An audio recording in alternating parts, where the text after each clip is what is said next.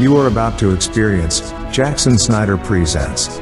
Direct from the Vero Essene Yahad, a Hebrew Nation radio original program. JSP is a variety show seeking out Jewish and Christian origins, religion, theology and history, and doing so in a fashion that is both educational and entertaining. Welcome to Jackson Snyder Presents.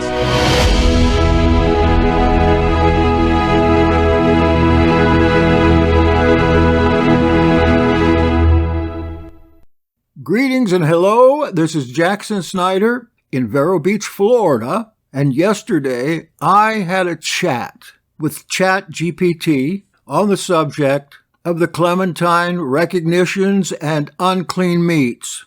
It's a short interview, but I got my questions answered, and the intelligence that I spoke with had an excellent knowledge of the Nazarene Acts, which is a 3-volume set that includes 25 manuscripts that are under the name of or relating to Clement of Rome, Peter's secretary. And if you're interested in that set, go get you a set at NazareneActs.com. Download it in PDF, or you can buy printed copies as well. Peter in the Nazarene Acts has a very good explanation on why certain meats shouldn't be eaten and how they relate to baptism. And that's what we're going to talk about right now. A chat with a popular artificial intelligence about meats considered unclean in the Torah. Jackson Snyder. From the Vero Essene Yahad. In the Pseudo-Clementine recognitions, Peter says, or at least implies, that if one eats unclean animals, the demons in them are left in the eater's body. Can you confirm this in the text so that I can ask you some follow-up questions? In the Pseudo-Clementine recognitions, Peter does indeed discuss the consequences of eating unclean animals and the presence of demons within them. One relevant passage can be found in Book 10, Chapter 26, where Peter speaks to his disciple Clement about the spiritual implications of dietary choices. For if anyone has eaten of such food, he has in his body those demons that caused the food to be forbidden. For if, according to the rule given to the sons of Noah, they did not by eating flesh fall into the destruction of the deluge, but were bound to these demons, and after the deluge began to offer sacrifices to God, and were accounted righteous, so that even God came down to them, why should we not suppose that even now, when the times of the deluge are past, there may be some that are still bound by the ancient sentence? This passage suggests that consuming unclean animals leads to the presence of demons within the eater's body, connecting the dietary laws to spiritual consequences. Wow! Is it logical then to conclude that this is the reason Peter requires fasting 3 days before baptism? In the Pseudo-Clementine recognitions, Peter does indeed require fasting before baptism, but the specific reason for this requirement may not be explicitly stated as related to the presence of demons from unclean animals. Instead, fasting before baptism is commonly understood within Christian tradition as a symbolic act of purification and preparation for receiving the sacrament. However, one could potentially draw a connection between the practice of fasting before baptism and the idea of cleansing oneself from any spiritual impurities, including those that may be associated with consuming unclean animals. This connection is not explicitly made in the text, but it could be seen as a logical interpretation given the broader context of spiritual purity and preparation for receiving baptism. Can you tell us anything else from recognitions or homilies about the connection between unclean animals, demons, and baptism? In the Pseudo-Clementine literature, there are several passages that touch upon the theme of spiritual purity, dietary laws, and baptism, but the direct connection between unclean animals, demons, and baptism may not be extensively elaborated upon. However, I can provide some relevant passages that shed light on these themes. First, concern for dietary laws.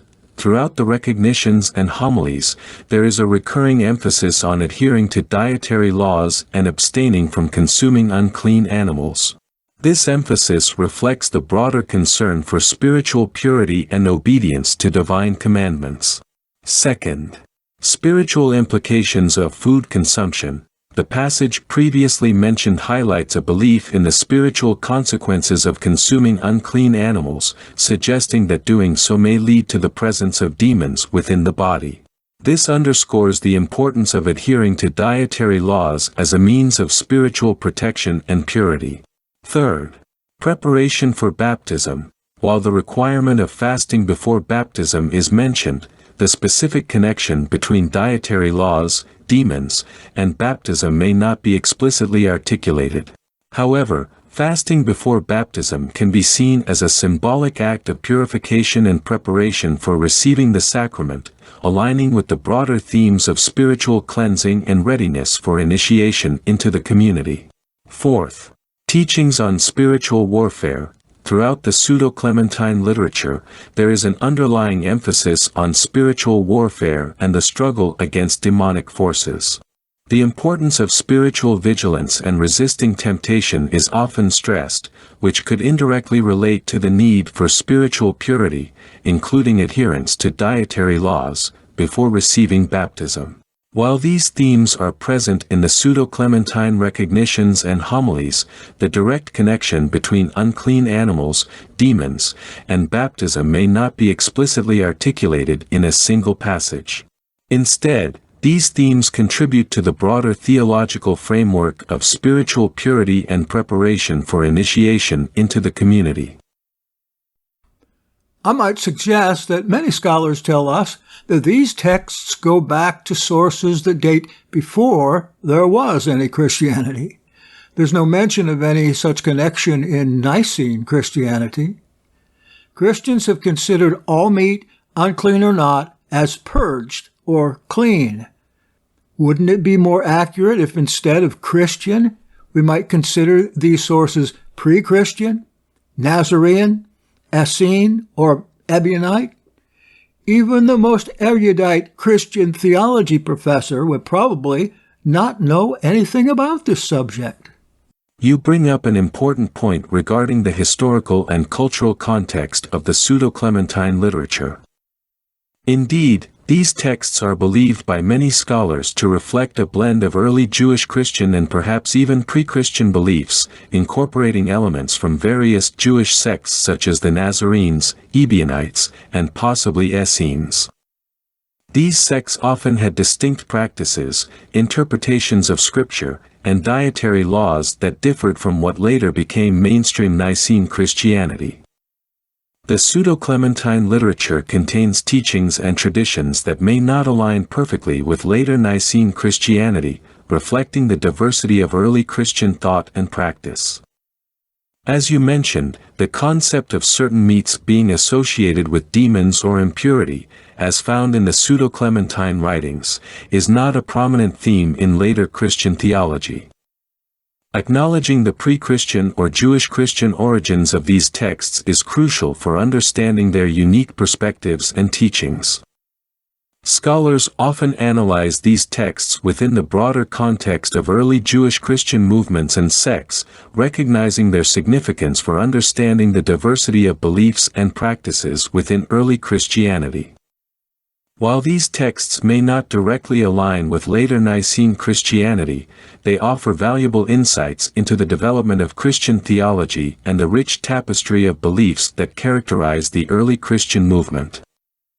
Do you suppose that Paul's contradictory lessons on meat sacrificed to idols could have any theological underpinnings in common with the subject in the Pseudo-Clementines?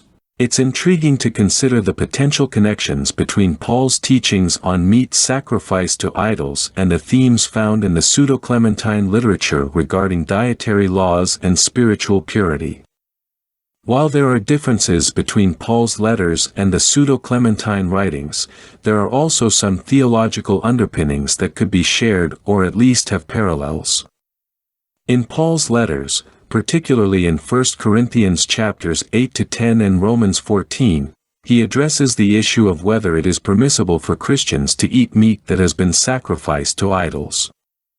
Paul's primary concern in these passages is not so much the inherent purity or impurity of the meat itself, but rather the implications of such actions on weaker believers and the avoidance of causing them to stumble in their faith. In contrast, the pseudo-Clementine literature seems to emphasize the spiritual consequences of consuming certain types of meat, particularly unclean animals, linking it to the presence of demons or spiritual impurity. This emphasis on the spiritual dimension of dietary laws aligns more closely with certain Jewish Christian sects' beliefs and practices. However, both Paul's teachings and the pseudo-Clementine writings address the broader issue of how believers should navigate cultural and religious practices in light of their faith. They grapple with questions of spiritual purity, moral responsibility, and the impact of one's actions on others within the community. While there may not be direct theological parallels between Paul's teachings on meat sacrificed to idols and the specific teachings found in the pseudo-Clementine literature, both bodies of literature provide insights into how early Christians wrestled with questions of identity, practice, and ethics within diverse cultural contexts. These shared concerns could reflect broader trends and debates within early Christianity regarding dietary laws, ritual purity, and the interface between Jewish and Gentile practices. It seems to me that Paul's 3 lessons on meats sacrificed to idols are contradictory. What can you say about this?